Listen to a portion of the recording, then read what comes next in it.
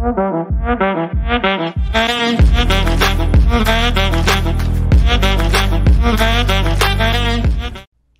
everybody, it's Brian Perry and the lovely Julie Perry.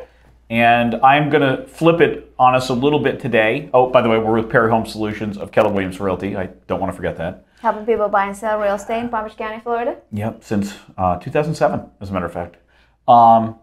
Anyway, I'm changing the script up here because today I want to interview Julie because Julie has been going into deep education mode about the changes that are being made to the condo market, which happens to be a very big part of what we do around here, right? Yes.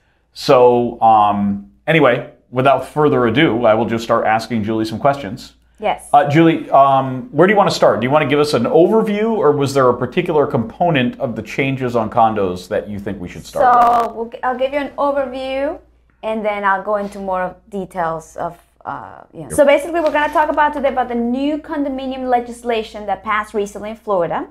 That is preventive maintenance requirements for condominiums and cooperative buildings. So there's a Florida Senate bill that passed in May of 2022 that is making it mandatory for all Florida condominiums and cooperative buildings 3 stories or higher to undergo milestone inspections, structural inspections, and you're no longer allowed to waive or reduce the funding of reserves. So before, I guess, the board could vote whether to have enough reserve for this or not, that you're no longer allowed to waive that requirement. There's also specific building reporting that needs to be submitted to the Division of Florida Condominiums. And so it's basically the two major things that you have to consider is there's a milestone inspection component, and then there is a reserve component. Those are the major things. And Got it. So that's going to be affecting all condos 3 stories of height. Okay, real quick. How is, in 30 seconds, how is that going to affect owners of condominiums and buyers of condominiums? Okay, so owners, because now, like I just explained, a board is no longer allowed to waive that. So you have to have enough reserves. You have to have these inspections. So as an owner or as a condominium community, you now have to allocate enough money to pay for the inspections.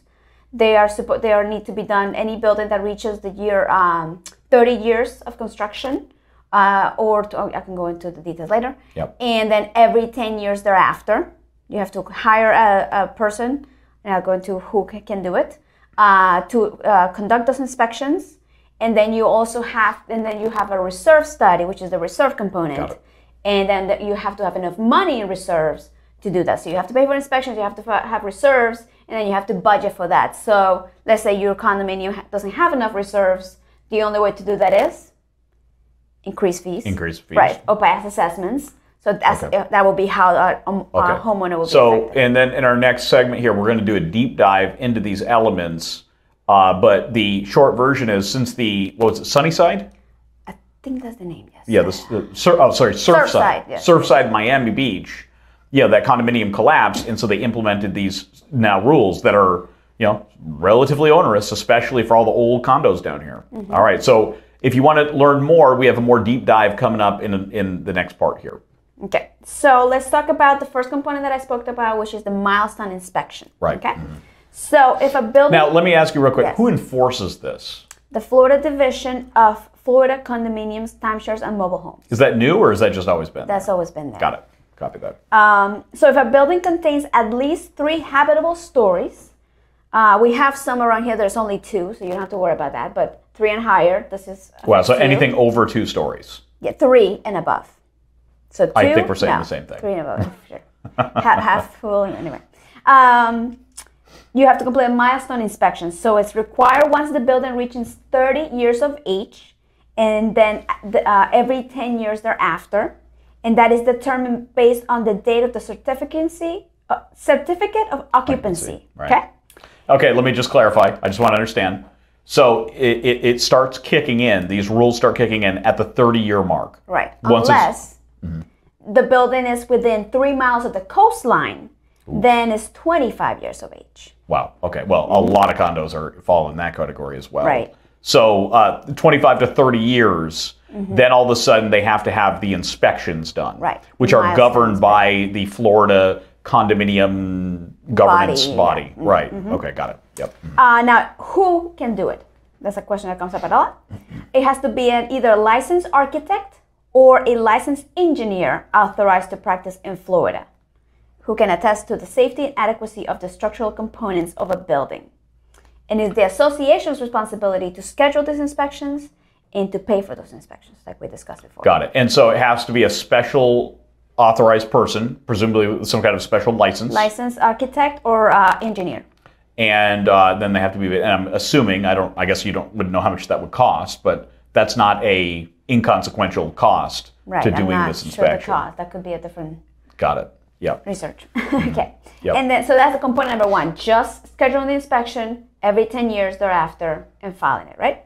Then there comes the reserve component, which is probably where it starts digging into the pockets of the owners. Or if you're a buyer, you might be concerned. For example, a buyer that might be purchasing now, and this reserve study hasn't been done, then you're thinking, well, what happens when it gets done? And then they realize they're super short. An assessment might be coming up. Because then they might have to assess in order to make up the difference. Correct. Right.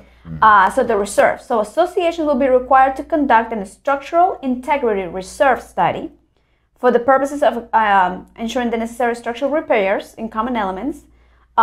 Structural integrity studies must be completed at least every 10 years. So every 10 years, you're going to need an inspection and a reserve study completed, right? So it's kind of one and the same, Yep. or they have the same requirement. Let me see. I just want to keep it to minimum. So the study must identify common areas, be visually inspected, and then estimate the remaining useful life and the replacement cost or deferred maintenance expense of the common areas being visually inspected, and provide a recommended annual reserve amount that achieves the estimated replacement cost of the common areas.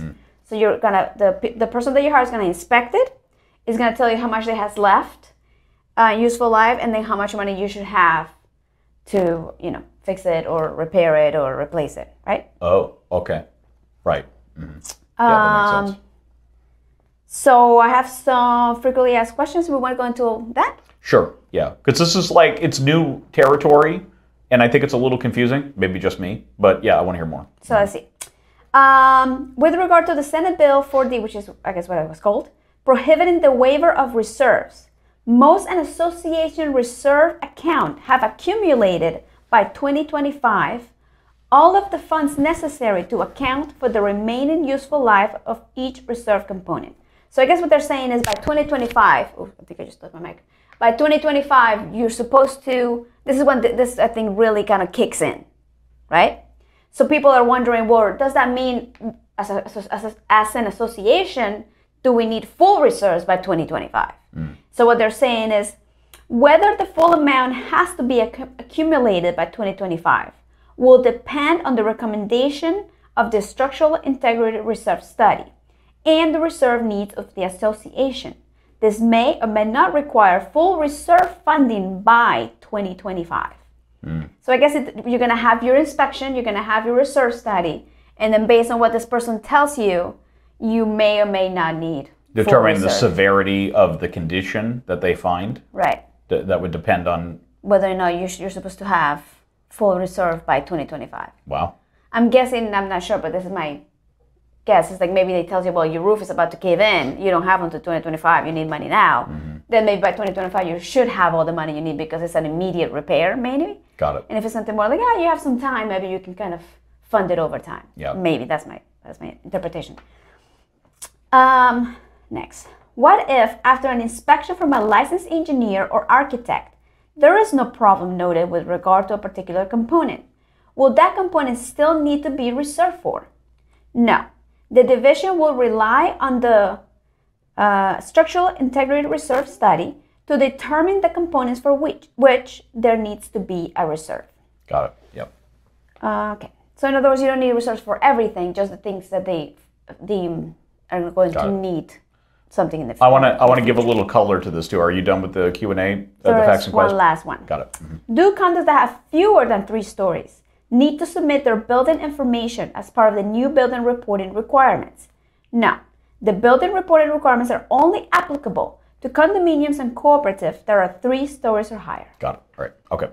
So obviously this is going to be at least mildly concerning for anybody living in a condo a condominium building that is 3 stories or higher and that is 25 years or older, basically, right? However, let's make sure we give a little balance to this, because oftentimes these rules and regulations come out, they're a little scary at first and everybody kind of assumes the worst, but oftentimes they tend to not be as bad as you think. So some examples of that. The inspection itself, it may be mildly costly, but it's probably not monumental, right? And so that might not even require an assessment. That might just be able to be paid out of your current reserves in the condominium. And then furthermore, when they conduct their inspection or in whatever else they do, you might already be fine. There may not be any severe problems that you have to worry about, and your reserves might already be adequate for what's necessary. So the thing that you would do is you just kind of pay attention to what the reserves are and what your board is saying about the nature of this and how it's going to affect the condominium association going forward, you know, and everything else. But many people will not have anything to worry about. And then there's going to be some that will. It's probably going to depend a lot on how the management has been up to this point, because there are some communities that always have a good amount of reserves, so it might not be that much of a stretch from what they're already been doing to what they might be not required to do. And then, so I've been selling property here in South Florida for, you know, a really long time, and I've been in and out of a lot of these condominium buildings. A lot of them have been significantly rehabbed already. And so many of these condominium buildings have already assessed the owners and have done significant improvements over the years. It's not like condos in South Florida were built 30, 40, 50, 60 years ago and not touched. A few might be, but many of them have been completely redone structurally, aesthetically, and in many other factors as well. Okay, and that's pretty much, you know, the information that we wanted to bring you with regard to the changes in how condominiums are going to be addressed, especially after that horrible, you know, accident down in Miami. And again, these are things you want to be aware of. To some people, they will be rather impactful. To many people, they won't be that impactful. And hopefully they'll make people safer, so that'll be a good thing. And we'll just have to keep an eye on it and see how it actually you know, starts affecting or not affecting. You said you had a trivia question or component? So since we're talking about condos, I thought this would be interesting. According to the most recent statistics from the Department of Housing and Urban Development, Florida contains approximately 1.5 million condo units. Of those, 912,000 are older than 30 years old.